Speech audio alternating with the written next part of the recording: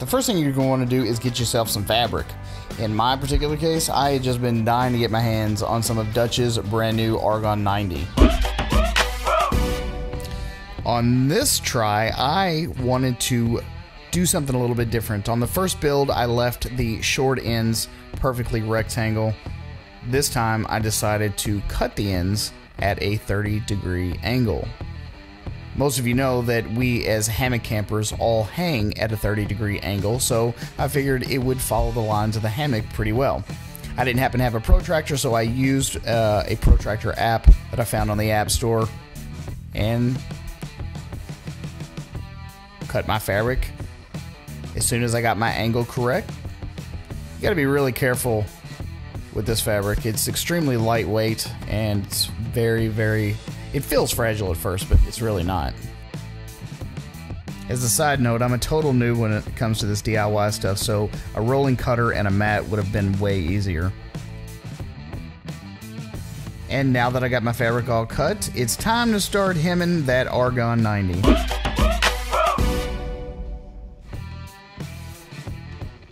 So, if you've never actually worked with this fabric before, it is extremely thin.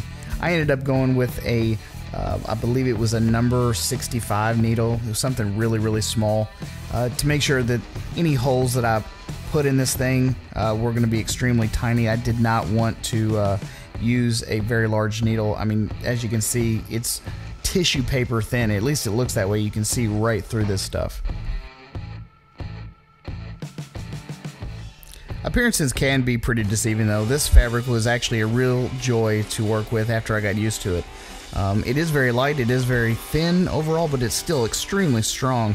A very versatile fabric in my opinion, probably more so than some of the heavier stuff that you're probably used to working with. But once you get all of your hem sewed, it's time to start working on getting the pockets installed. So the last time I used the no-seam mesh. This time I just happen to have a 100% polyester handkerchief that I had laying around. Don't even know where I got it, to be honest with you, but I decided to use that. I splurged a little since I got so lightweight on the actual freezer flaps material themselves. Just cut it straight in half. It was a 10 by 10 square, worked out perfectly.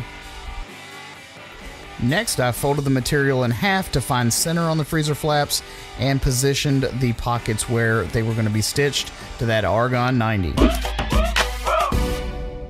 So when you're ready to start sewing your pockets on, just be a little more careful if you plan on putting them on the outside of the hems. I didn't decide to slip them under the hems, so I just kind of went slow, took my time to make sure that they were nice and even.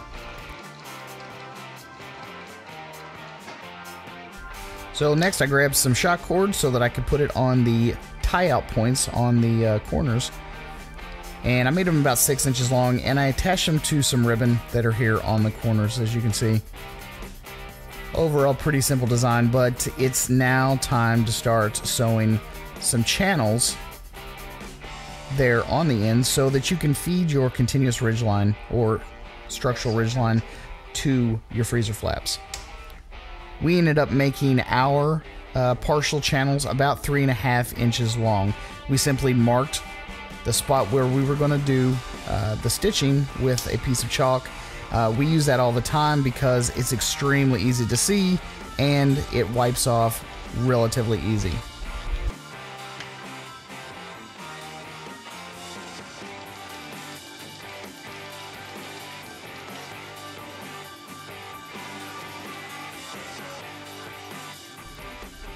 So once you start stitching, just be pretty easy. Try and keep both sides of the freezer flaps relatively even. And once you get it done, you're going to want to start to mark out your second set. Just make sure that all the measurements are exactly the same, and then repeat those measurements on the other side.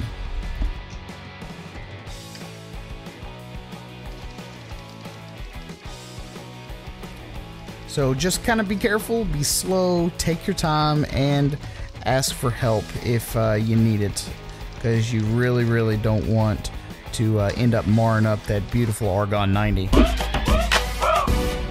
So when you're all done, this is what the ends should ultimately look like. You should have about 3 or 4 inches of sewn channel right up next to your tie out points, and you should be ready to hang.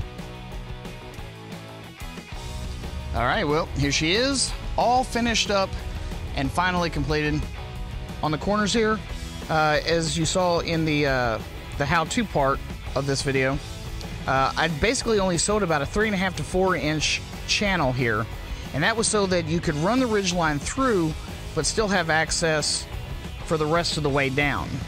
I'm still going with the shock cord design, and I changed up the ribbon a little bit.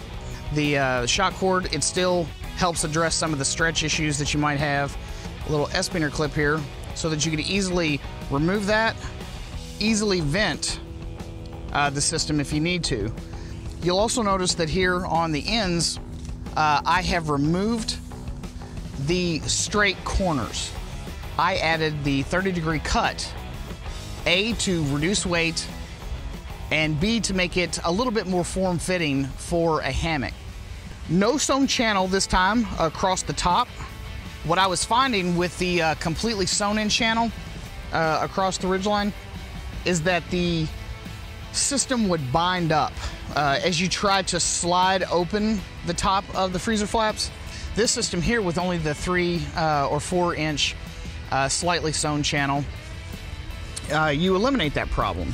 You still have plenty of access underneath of the freezer flaps to use your ridgeline to still hang things off of, so it's still utilitarian in that respect as well. So I do want to thank Dutch from DutchWearGear.com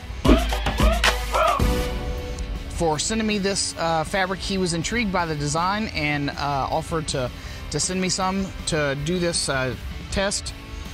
We ended up going with this material, which is, it's not still Argon, this is just Argon 90 fabric.